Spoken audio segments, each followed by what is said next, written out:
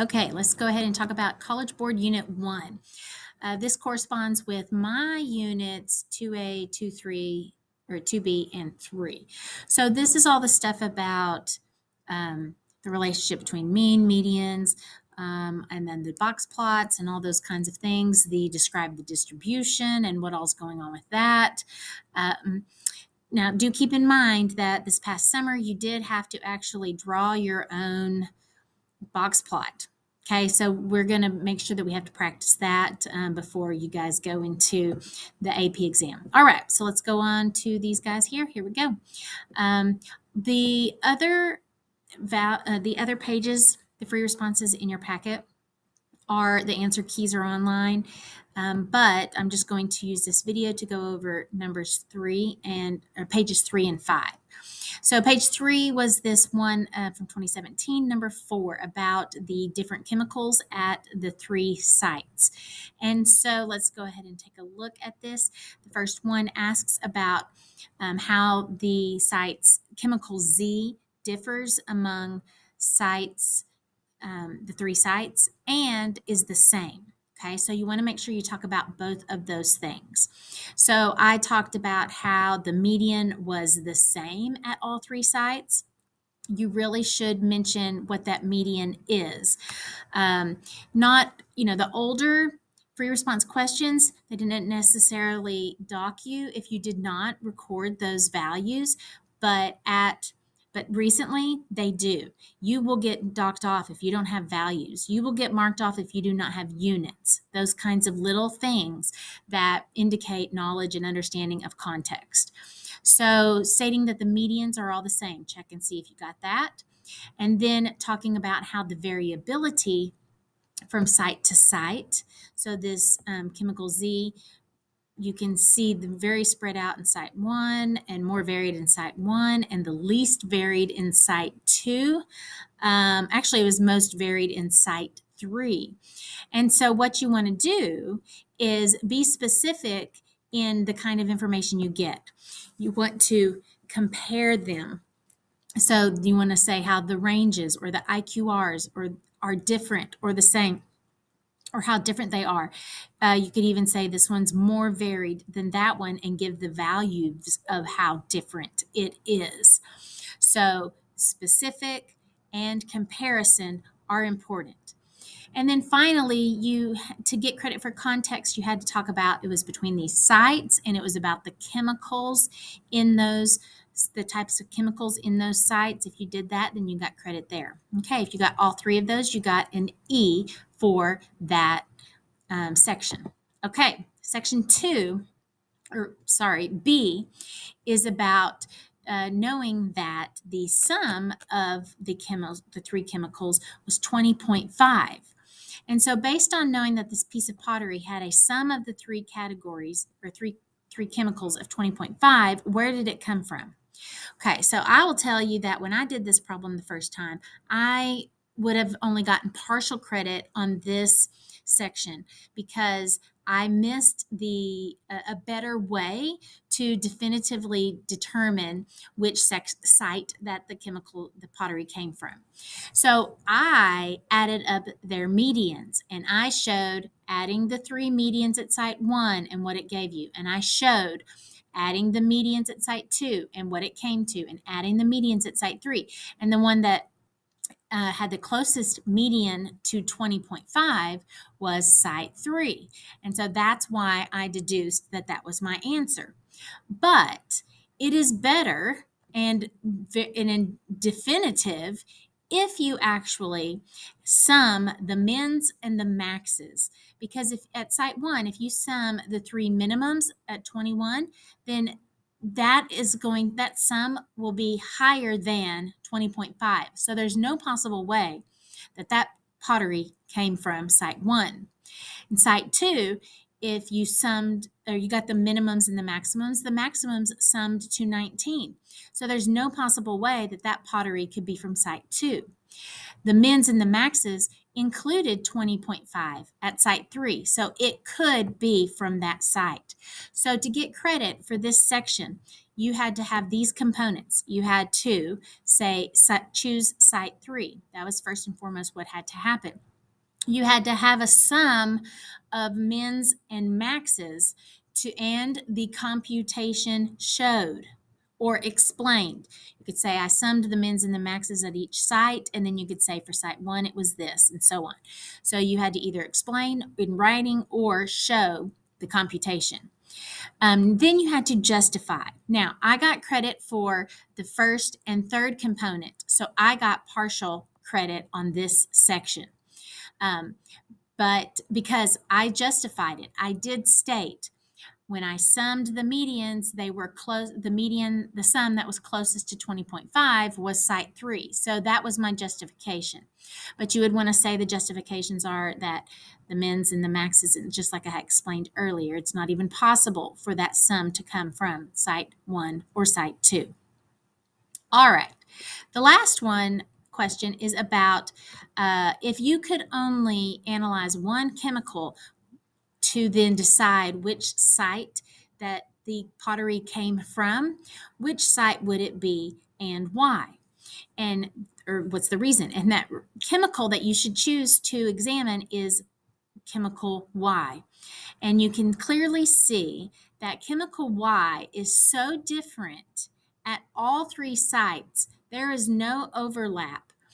Chemical Y is distinctive and unique and different at all three sites, such that if you know what is in chemical, if you know what chemical Y value it is, then you would know definitively which site it came from.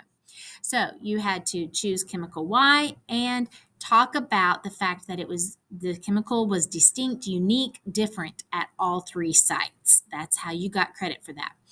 E if you got both of those components, P if you only got one of those. So you chose chemical Y, but you did a poor job of explaining how. Now, see what you did. Did you get E in all sections? You got a 4. I would have gotten a 3, and I would have gotten E because I got partial on that middle section. Here are the ways you can get a 2, an EEI, and I means incomplete. E means essentially correct. P means partially correct, or PPP. So there's 3 different combinations that could get you a 2 and a 1. You could get it that way. All right, so that was page 3. Now, let's go on to page 5, which was this piece right here on 2015, problem number 1. So let's see here. There we go. So our problem 2015, problem number 1, what we had were these box plots that we were analyzing. So remember that in box plots, you have your min, your Q1, your median, your Q3, your max is up here, and then they may be outliers if they are notated. Remember, outlier fences would be 1.5 times the IQR. The IQR is Q3 minus Q1. So if you did Q3 plus 1.5 IQRs, that's your upper fence. Q1 minus 1.5 IQRs is your lower fence. Anyway, so there's what's going on. Remember that 25% of the data is in each of these sections. So the size of them just is how varied that 25% of the data is, but there's the same amount of data in each of these sections. All right, so we had to write a few sentences comparing the distribution. So this should ring a bell in that we used to describe the distribution and describe the distribution. You want to do that with your shape and outlier, center and spread. So they wanted you to talk about, actually, you didn't have to talk about the shape, but you did have to talk about outliers, center, and spread.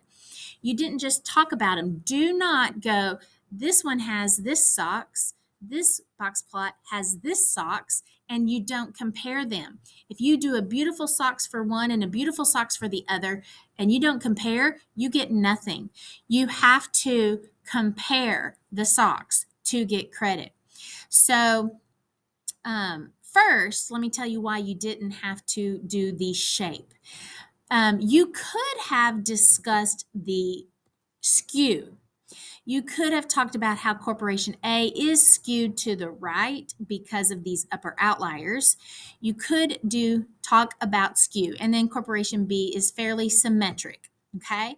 But what you cannot talk about in a box plot is how many modes there are. You don't know if this problem is unimodal or bimodal or whatever. So the way that the box is designed is you cannot determine the modes.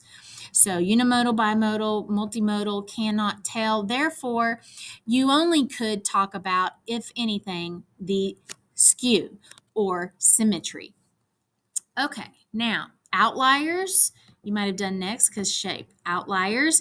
So Corporation A had two more outliers than, see that comparison? Two more outliers than Corporation B. They were upper outliers. In 2015, they did not require that you identified what those outliers are.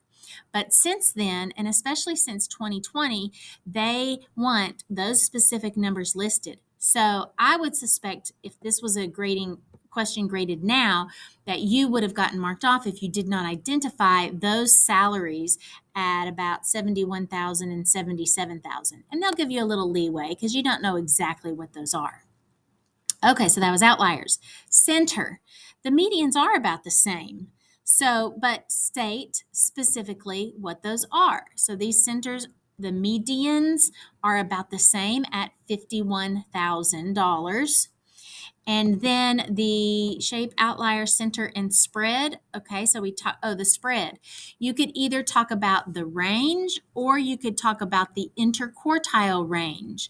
So you would want to say, because it's comparing, you would want to say that the range of Corporation A is bigger than the range of Corporation B and put those numbers in there, 45K compared to something else. Or you could do the IQR. So the interquartile range of Corporation A is a little more varied than comparison the interquartile range of Corporation B is like 10K compared to 6K, something along those lines. So comparative language with your socks. Okay, that's comparing the distribution. Now, you also had to have context, and to get credit for context, it wasn't just talking about the corporations, because what do these numbers in the box plots represent? These numbers of the box plot represent salaries. So you needed to get credit for context, somehow discuss salaries. And notice that it was in thousands of dollars. So 70 was $70,000 salary. All right. So that was a lot. This problem only had two sections and they each had four components. This had four components. So if you got all four components, you got an E. If you got one or two components plus context, so you had to get context and then one or two other things on top of that, you get a P. If you only got one or two components and you didn't have context, then you got an I for incomplete because it was not considered complete if it's not in context. Now, the other section, the next section B, discussed benefits to being in Corporation A or Corporation B. So they are saying you were hired at both places at 36,000, and then within 5 years. So within the next 5 years, what is this? This is, see, at these corporations, these are the salaries 5 years later. So everybody started at 36,000, or not everybody started there, but they could have started at 36,000, and they want to know a benefit to being at Corporation A. So to get credit, you had to do a statistical reason. So what would be a reason you would want to stay at Corporation A, and why does that benefit you? And then the next part was a reason for staying at Corporation B, and why does that benefit you? So here's what I came up with. And these, I think, were pretty universal. Most people who did these grading guidelines did these. So let's first address why Corporation A could be better. So in Corporation A, I see that even this goes up higher. So to me, it looks like I have a higher potential to earn bigger salaries because we've got some of these higher salaries up there in Corporation A. Then so that's the two parts. The first idea is Corporation A has higher values, has those two outliers, and even a higher value before that, had higher Q3. So the entire upper quartile is higher than a lot of Corporation B. Okay. And of course, then that means the reason that that's beneficial to me is because that means I have a higher salary. I could potentially have a higher salary. So those are the two components of this part one. All right. So see if you got credit for that. Then you do the same idea, but for Corporation B as a benefit. And so what I see in Corporation B is that, of course, this is 5 years after people have been at this company. So I see that at Corporation A, some people could still be at 36,000, but at Corporation B, all of them have at least increased $5,000. So I know I'm going to at least have some kind of increase in my salary. So the statistical reasoning is the minimum at B is higher than and will show some kind of increase in my salary is the benefit. All right. So did you do both of those things? Has a higher minimum. Something along those lines is what you should be saying. If you got all four of those pieces, then you got a 4. You got an E. Sorry. If you got all four, you got an E. If you only had 2 or 3 of those, you got a P. If you only had 1 or so, you got an I. So let's look at the scoring on this. If you let's do that. Here we go. So if you had both parts were E's, you got a 4. If you had an E and a P, you got a 3. EI or PP, you got a 2. And then PI, you got a 1. Now you could also get a 0. If you got II, you got a 0. So you can get zeros on those. All right. So there is the way that those free responses gave you credit on the AP exam in those years. And I've kind of expanded to the more stringent grading that they might do at this time. So I hope that you did well. Don't think that you did poorly if you got 2s. 2s are very solid. If you got 2s on everything and you did really well in the multiple choice, you could be getting a 4.